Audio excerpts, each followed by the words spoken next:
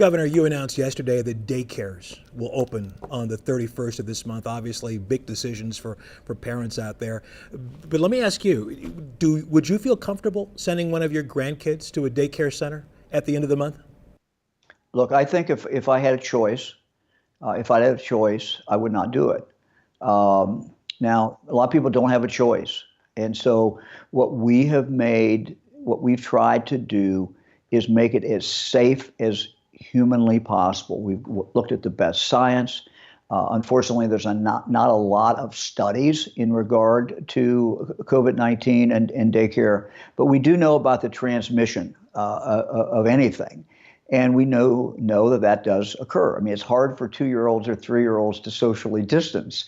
So what we've done is design daycare that's we think is designed the best in the country, fewer children per person, per adult, smaller classes, smaller number of kids. And so we think we made it as safe as we can. And the other thing I would say is that the danger is usually not to that child.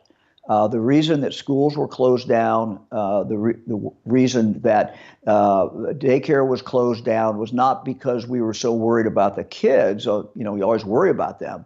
But this virus has attacked people who are older. It has attacked people who have a medical problem. And so what you worry about is one child coming in who's infected, who doesn't maybe show any signs of it, going into a classroom, and then every child in that class is infected, and they take it back to their respective families. And maybe one of those families has a 70-year-old grandfather who's living with them, and then he ends up with it. So those are the things that we worry about. I mean, you asked me would I send my grandchild.